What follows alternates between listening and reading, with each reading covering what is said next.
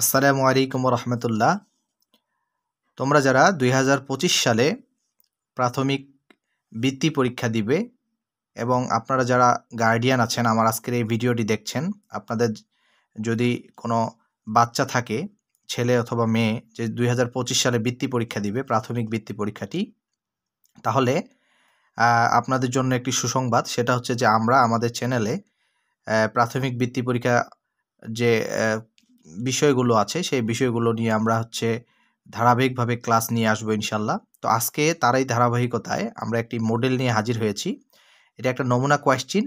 আশা করছি এই কোয়েশ্চিনটি যদি আমরা আজকের ভিডিওটি প্রথম থেকে শেষ পর্যন্ত দেখি, তাহলে এই কোয়েশ্চিনটি আমরা পুরোপুরিভাবে যে আমাদের যে 100 মার্কসের যে প্রশ্নটি আসবে সেই প্রশ্নটির আমরা প্যাটার্ন সম্পর্কে একটি ভালো ধারণা পাবো। এবং এমনও হতে পারে যে এই কোয়েশ্চিনটি থেকে অনেক কোয়েশ্চিন কমন আমরা পেয়ে যাব, কারণ এই কোয়েশ্চিনগুলো বানানো হয়েছে বিগত যে বৃত্তি পরীক্ষাগুলো হয়েছিল সেই বৃত্তি পরীক্ষার প্রশ্নগুলো থেকেই।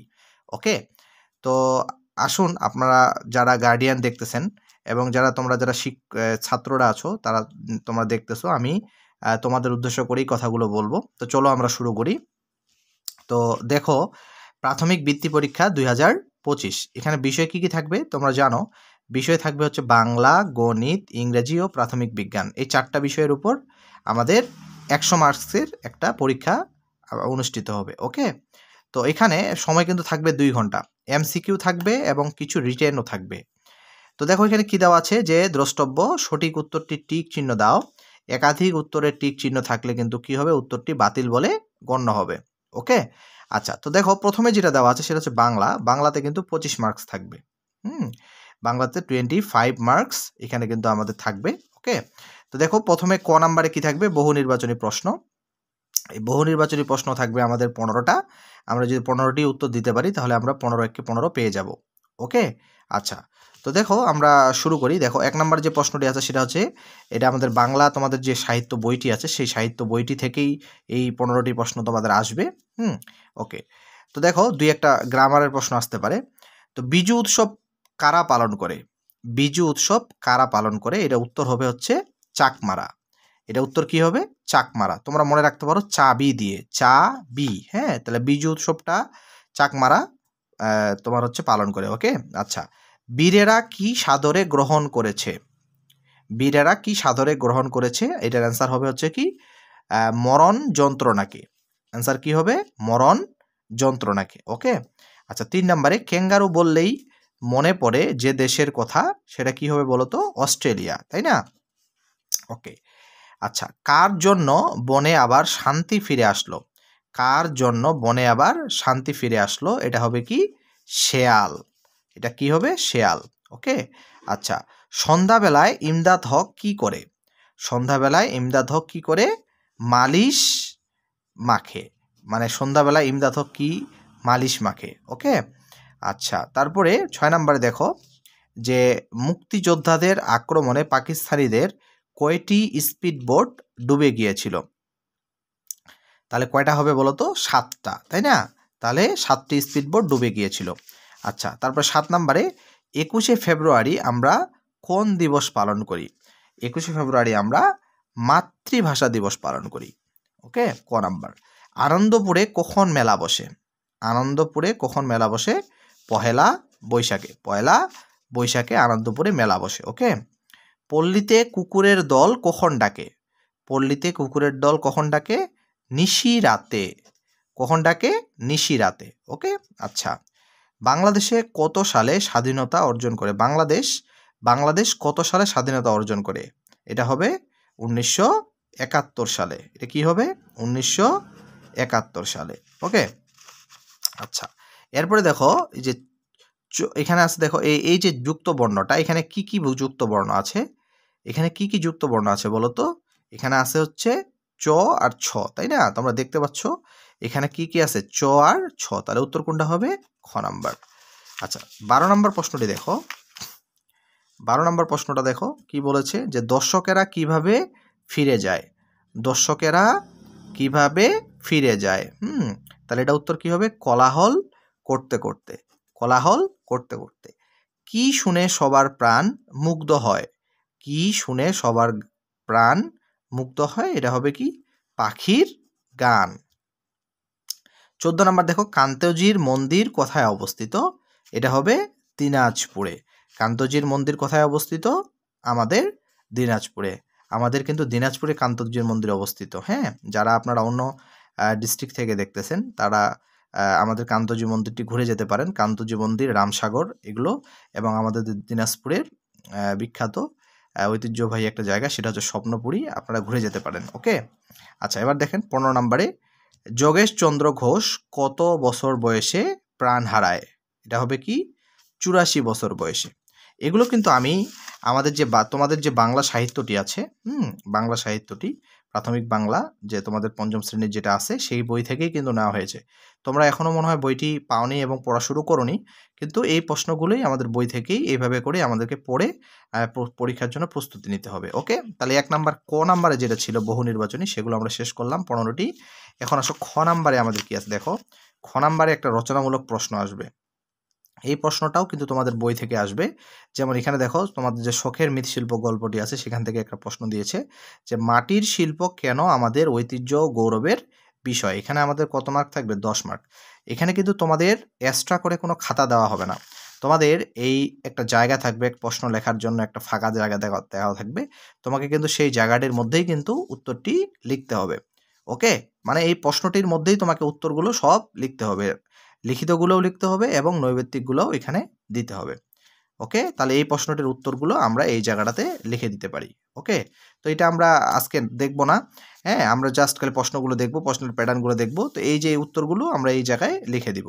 তো এটা তোমরা যদি পারো লিখে দিতে পারো। তোমরা ভিডিওটি থামিয়ে তোমরা খাতায় সুন্দর করে লিখে তারপর আমার কমেন্ট বক্সে জানিয়ে দিবে যে এটা উত্তরটি কেমন হয়েছে, আমি দেখব। ওকে, আচ্ছা এরপরে আসো আমরা হচ্ছে পরের পৃষ্ঠাতে চলে যাই। পরের যে বিষয়টা দেখো, পরের বিষয়টা হচ্ছে আমাদের গণিত।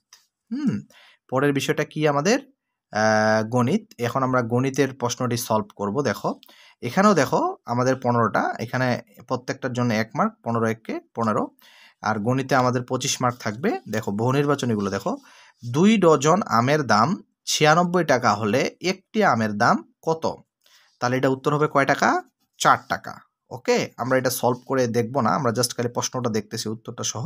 তোমরা এটা সলভ করে দেখবে তোমাদের উত্তরটার সাথে আমার উত্তরটা মিলে কিনা। তারপরে দেখো এই যে প্রশ্নটি, এখানে যে ক যে আছে এই কয়ের কোন মানের জন্য উক্তিটি সত্য। তার মানে এখানে কয়ে এখানে কত বসালে এই পাশে আমরা যদি গাণিতিক কাজগুলো করি তাহলে যেন 72, এই পাশেও হয় এই পাশেও। তাহলে এখানে কয়ের এখানে আমরা কত বসালে হবে? সেটা হচ্ছে 14 বসালে হবে। মানে এই যে ক উত্তর 14 যদি আমরা এখানে বসাই তাহলে উত্তর আসবে 72। ওকে, এবার আসো 3 নম্বর প্রশ্নটি দেখো। 10 ও 25 এর মৌলিক সাধারণ গুণনীয়ক কোনটি? তাহলে উত্তর হবে কোনটা? 5। কম্পিউটারের কোন অংশটি বাইরে থেকে দেখা যায় না? কম্পিউটারের কোন অংশটি বাইরে থেকে দেখা যায় না? সেটা হচ্ছে মেমোরি। একটি বাঁশের 4-এর 1 অংশ লাল, 3-এর 1 অংশ সবুজ রং করা এবং বাঁশটির তাহলে কত অংশ রং করা? এই দুইটা যদি আমরা যোগ করি তাহলে আমাদের উত্তর কোনটা হবে বলো তো? 12-র 7। ওকে, আচ্ছা তারপর 6 নাম্বারটা দেখো। এটা হচ্ছে একটা সরল অঙ্ক দিয়েছে এখানে, এটা যোগ করে দেখতে হবে অ্যান্সার কত আসবে। অ্যান্সার আসবে হচ্ছে 20-এর 17। আচ্ছা, একটি গাড়ি 1 ঘন্টায় যায় 45.5 কিমি। 2 ঘন্টায় কত কিমি যাবে? আমরা যদি গুণ করি তাহলে হবে 91 কিমি। হ্যাঁ, আচ্ছা 13টি সংখ্যার যোগফল 1924 হলে 13টি সংখ্যার যোগফল 1924 হলে তাদের গড় কত? তাহলে যোগফল, তাহলে আমরা ভাগ দিব। তাহলে ভাগ দিলে আমাদের অ্যান্সার কত হবে? 148। হ্যাঁ, আচ্ছা 138, 215 ও 457 এর গড় কত? তাহলে উত্তর হবে 270। আচ্ছা 40 কেজির 20% সমান সমান কত? 40 কেজির 20% সমান সমান কত কেজি? এটা হবে 8 কেজি। ওকে, একটি কলম 4 টাকায় ক্রয় করে 48 টাকায় বিক্রি করা হলে শতকরা কত লাভ হবে? এটা উত্তর হবে 20%। আচ্ছা, তারপরে নিচের কোণগুলোর প্রত্যেকটি কোণ সমকোণ। নিচের কোণগুলোর প্রত্যেকটি কোণ সমকোণ, এটা হবে বর্গ ও আয়ত। 1 মিলিমিটার সমান সমান কত মিটার? 1 মিলিমিটার সমান সমান এখানে হবে 0.001 মিটার। কোন সালটি অধিবর্ষ? এটা হবে 2008 সাল। ওকে, এরপরে দেখো দুইটা প্রশ্ন দেওয়া আছে, এগুলো হচ্ছে সমস্যা। এই সমস্যা সমাধানগুলো তোমাদেরকে করতে হবে। একটা ক একটা খতে থাকবে, 1 আর 2 থাকবে, এখানে 2টা থাকবে। হ্যাঁ, এবং প্রত্যেকটি প্রশ্নের জন্য সৃজনশীলের মতো ক এবং খ পার্ট থাকবে। ক পার্টটার অংশ দিতে পারলে এটা আসলে ফিক্সড না, এখানেও 2 না মার্ক থাকতে পারে, এখানেও 3 মার্ক, মানে টোটাল মিলে এই প্রশ্নটার উত্তর দিতে পারলে তুমি 5 মার্ক পেয়ে যাবে। তাহলে এটাতে 5 আর এটাতে 5, দুইটা মিলে আমরা 10 নাম্বার এখান থেকে পেয়ে যাব। তাহলে প্রশ্ন দুইটি হচ্ছে এটা। তোমরা একটু চেষ্টা করে এগুলোর অ্যান্সারগুলো আমাকে কমেন্ট বক্সে করে দিবে। যদি না পারো তাহলে আমি পরবর্তীতে আবার করে দিব। ওকে, তো ঠিক আছে, আমরা এবার পরের কোশ্চেনে চলে যাই। এই হলো আমাদের গণিত কোশ্চেনটি। গণিত কোশ্চেনটি এরকম হবে। হ্যাঁ, আচ্ছা, এরপর দেখো আমাদের এবার ইংরেজি কোশ্চেনটা আমরা একটু দেখি। ইংলিশ কোশ্চেনটি এরকম দেখো, এখানে লেখা থাকবে ইংলিশ 25, মানে ইংলিশে এটাও কিন্তু 25 মার্কসের মাল্টিপল চয়েস কোয়েশ্চেন্স। এটাও থাকবে 15টা। হ্যাঁ, 15 তো দেখো প্রথমে আমরা অ্যান্সারগুলো দেখি যে আমাদের হচ্ছে ইংলিশের যে উত্তরগুলো এগুলো হচ্ছে কোনটা হতে পারে, আমরা একটু দেখি। প্রথমে দেখো যে সৈকত লিভস ইন, তাহলে সৈকত লিভস ইন বগুড়া। হ্যাঁ, তাহলে এটা অ্যান্সার হবে সৈকত লিভস ইন বগুড়া। আচ্ছা, 2 নম্বরে হবে সীমা স্পেন্ডস হার লেজার টাইম। সীমা স্পেন্ডস হার লেজার টাইম, তার লেজার টাইমে সীমা কি করে? সিঙ্গিং, গান গায়। হ্যাঁ, ওকে। আচ্ছা, এরপরে দেখো if you eat healthy foods you will be healthy. You will be healthy, মানে তুমি যদি স্বাস্থ্যকর খাবার খাও তাহলে তুমি স্বাস্থ্যবান হবে। আচ্ছা, দিজ মেক্স ফুড ডেলিশিয়াস, এখানে ওয়ার্ড এই যে হেয়ার দ্য ওয়ার্ড ডেলিশিয়াস, এই ডেলিশিয়াস এখানে কি হিসাবে কোন পার্ট অফ স্পিচে ইউজ হয়েছে? এখানে ডেলিশিয়াস হচ্ছে কি হবে? ডেলিশিয়াস হচ্ছে অ্যাডজেটিভ, তাই না? ডেলিশিয়াস হচ্ছে অ্যাডজেটিভ। আচ্ছা, তারপরে দেখো 5 নাম্বার। আচ্ছা, 5 নাম্বার দেখো stay at home this is an dash sentence. তাহলে এটা কোন সেন্টেন্স হবে? যে স্টে এট হোম, এটা হবে ইম্পারেটিভ সেন্টেন্স, যে সেন্টেন্স দ্বারা আদেশ নিষেধ উপদেশ করা হয়। স্টে এট হোম মানে তুমি এখানে বাসায় থাকো, এই জন্য আমাদেরকে এটা ইম্পারেটিভ সেন্টেন্স ধরে নিতে হবে। Okay, Raju is a, Raju is a কি বলতো? Freedom fighter. Raju is a freedom fighter. তোমাদের একটা গল্পই আছে রাজুর, এটা তোমরা দিয়ে পড়লে বুঝতে পারবে। There was a fire in his school building when কি হবে? রাজু ওয়াজ ইন ক্লাস 5, যখন রাজু 5ম শ্রেণীতে পড়তো তখন রাজুর স্কুলে কি হয়েছিল? আগুন ধরেছিল, তাই না? আচ্ছা, the district Kishoreganj consist of, Kishoreganj ডিস্ট্রিক্টটা কনসিস্ট মানে তৈরি হয়, কতগুলো এখানে মিউনিসিপ্যালিটি আছে অথবা কি নিয়ে গঠিত? তাহলে আমরা বলবো এটার কোনটার সাথে মিলে? আমাদের এই তথ্যটা শুধু মিলতেছে যে 1745 ভিলেজেস, এখানে 1745টা কি আছে? গ্রাম আছে। Okay, two popular writers here, popular means, এখানে যে পপুলার শব্দটার অর্থ কি? পপুলার শব্দটির অর্থ হচ্ছে রেপিউটেড। রেপিউটেড মানে হচ্ছে বিখ্যাত বা সুনামধারী, পপুলার মানেও জনপ্রিয়, সুনামধারী। Okay, they agree to start here, start means, এখানে স্টার্ট মানে আমরা কি বলবো? স্টার্ট মানে হচ্ছে বেগিন, তাই না? স্টার্ট মানে begin. Who has said I can see the finish line, এখানে কে বলেছিল যে আমি ফিনিশ লাইনটা দেখতে পাচ্ছি? এটা হচ্ছে হেয়ার বলেছিল, তাই না? মানে খরগোশ বলেছিল। ওকে, এ বার্থডে ইজ এ কি? কোন ডে? অবশ্যই স্পেশাল ডে, তাই না? বার্থডেটা হচ্ছে একটা স্পেশাল ডে। ওকে, তারপরে 13 নম্বরে দেখো a guide was waiting at, গাইডটা কোথায় ওয়েটিং করতেছিল? অ্যাট দ্য মিউজিয়াম, মিউজিয়ামের ওইখানে গাইডটা অপেক্ষা করতেছিল। মারিয়া কি? মারিয়া হচ্ছে একজন ব্লাইন্ড, সে একজন অন্ধ, তাহলে Maria is blind. Okay, the Lawachara national park is in, Lawachara national park কোথায় অবস্থিত? শ্রীমঙ্গলে। এটা কোথায় অবস্থিত? শ্রীমঙ্গলে। তাহলে এখান থেকে আমরা অ্যান্সারটা পেয়ে যাব। তো এই হচ্ছে আমাদের যে ইংলিশ যে কোয়েশ্চেনটি, সেটা এই কোয়েশ্চেনগুলো আমি অ্যান্সারগুলো দাগিয়ে দিয়েছি, তোমরা আবার এগুলো পড়ে নিতে পারো। হ্যাঁ, ওকে, এরপরে দেখো এখানে আমাদের এমসিকিউ যাওয়ার পর আমাদেরকে আরেকটা বি নাম্বারে যে প্রশ্নটা আসবে সেটা হচ্ছে যে right short composition about 10 marks থাকবে এখানে। এখন শর্ট কম্পোজিশন যে কোনো একটা বিষয় নিয়ে লিখতে হতে পারে। তো এখানে আমাদেরকে দিছে যে ইয়োর লাস্ট বার্থডে পার্টি, তোমার যে লাস্ট বার্থডে পার্টি ছিল সেই বার্থডে পার্টি সম্পর্কে তোমার একটা শর্ট কম্পোজিশন লিখতে বলা হয়েছে। জায়গাটা কোথায়? জায়গাটা কিন্তু তোমাকে দেওয়া থাকবে, তোমাকে এই জায়গার মধ্যেই লিখতে হবে। তো এটা এতটুকু দেওয়া থাকবে না, তোমাকে একটা পেজ দিবে, পুরো পেজের উপরে একবারে থাকবে। তো তোমাকে পুরো পেজটাই লেখার জন্য ইউজ করতে হবে, ওকে? তো আমি এইভাবে করে দিয়েছি, এতটুকুর মধ্যে আমরা লিখে দেখানোর জন্য। কিন্তু আমরা কি পরীক্ষার হলে কিভাবে পাবো? পরীক্ষার হলে আমাদের একবারে এই উপরে থাকবে, উপরে হেডলাইন এখানে থাকবে, আমরা এই পুরো পেজটাই আমরা হচ্ছে লেখার জন্য আমাদের ব্যবহার করতে পারবো, ওকে? আচ্ছা, এরপরে আমাদের লাস্ট আরেকটা সাবজেক্ট আছে, সেটা হচ্ছে কি যে প্রাথমিক বিজ্ঞান, তাই না? তো প্রাথমিক বিজ্ঞানটা দেখো, প্রাথমিক বিজ্ঞানও কিন্তু 25 মার্কস। এই 25 মার্কসের মধ্যে আমাদের হচ্ছে বহু নির্বাচনী থাকবে 15টা। এই 15টার মধ্যে কিন্তু আমাদের 1 মার্ক করে 15 একে 15 ও আগের মতোই সবগুলোই কিন্তু হচ্ছে 15টা নৈবেত্তিক থাকবে, বহু নির্বাচনী থাকবে, হ্যাঁ? আর রিটেন কিছু থাকবে। তো চলো আমরা শুরু করে দেখো।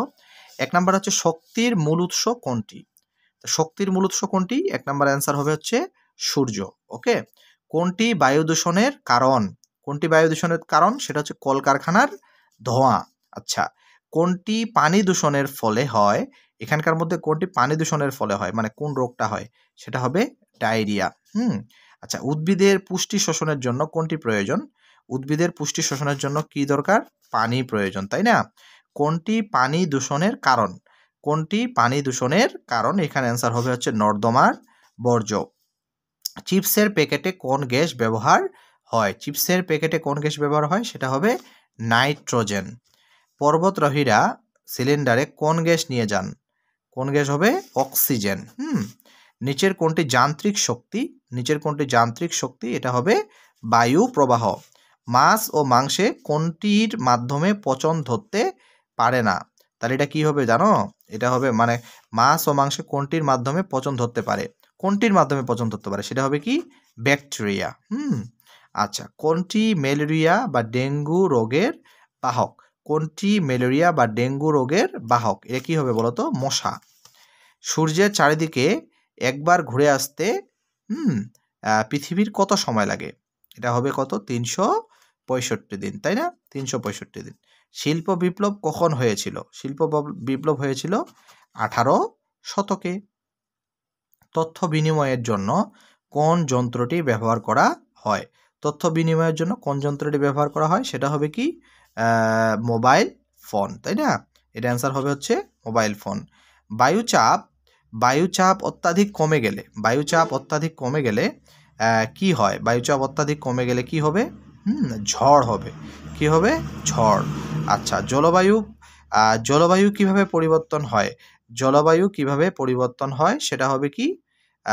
ধীরে ধীরে। জলবায়ু কিভাবে পরিবর্তন হয়? সেটা হবে কি? ধীরে ধীরে, ওকে? আচ্ছা, এরপরে আমরা এখানে আমাদের খ নাম্বারে রচনামূলক প্রশ্ন দেওয়া থাকবে। তো রচনামূলক প্রশ্নটি দেখো, এখানে 2টা প্রশ্ন দেওয়া থাকবে।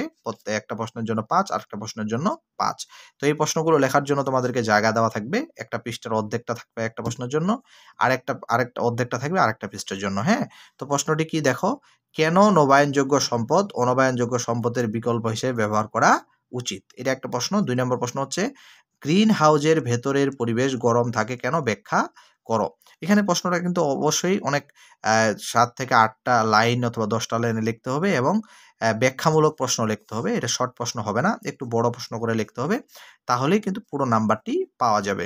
তো আশা করছি তোমরা যারা প্রথম থেকে শেষ পর্যন্ত আমার আজকের ভিডিওটি দেখলে, তোমরা হচ্ছে বৃত্তি পরীক্ষা 2025-এর প্রাথমিক যে বৃত্তি পরীক্ষা 2025-এর মানে 5ম শ্রেণীর যেটা তোমরা বৃত্তি পরীক্ষাটি দাও, সেই পরীক্ষাটির সম্পর্কে তোমাদের একটি প্রশ্নের সম্পর্কে একটু ভালো ধারণা পেয়েছো তোমরা। তো আমরা এরপরে আরেকটি প্রশ্ন নিয়ে বা আরেকটি মডেল নিয়ে হাজির হব এবং তোমাদেরকে বলে রাখি, তোমরা আমাদের চ্যানেলে যদি সাবস্ক্রাইব করে রাখো তাহলে এখানে তোমরা কি পাবে? এখানে তোমরা পুরো প্রস্তুতি বৃত্তির 2025 সালে প্রথম থেকে শেষ পর্যন্ত পুরো প্রস্তুতিটি আমাদের সাথে তোমরা নিতে পারবে ইনশাল্লাহ। হ্যাঁ, ব্যক্তিগতভাবে আমি একজন হচ্ছে প্রাথমিক বিদ্যালয়ের একজন শিক্ষক। হ্যাঁ, আমি তোমাদেরকে এই বিষয়ে খুব বেশি হেল্প করতে পারবো। ওকে? তো যাই হোক, তোমরা আজকের ভিডিওটি তোমাদের দেখার জন্য তোমাদেরকে ধন্যবাদ। হ্যাঁ, অবশ্যই চ্যানেলটি সাবস্ক্রাইব করবে, ভিডিওটি তোমাদের বন্ধুদের সাথে শেয়ার করবে যে আমরা এরকম একটি কোয়েশ্চেন দেখছি। এটা সবাইকে জানাই দিবে। তো আজকে এই পর্যন্তই। আগামী ক্লাসে আবারও দেখা হবে তোমাদের সাথে। সেই পর্যন্ত সবাই ভালো থেকো, সুস্থ থেকো। আমার জন্য দোয়া করিও, আমি তোমাদের জন্য দোয়া করি। আল্লাহ হাফেজ। আসসালামু আলাইকুম ওয়া রাহমাতুল্লাহ।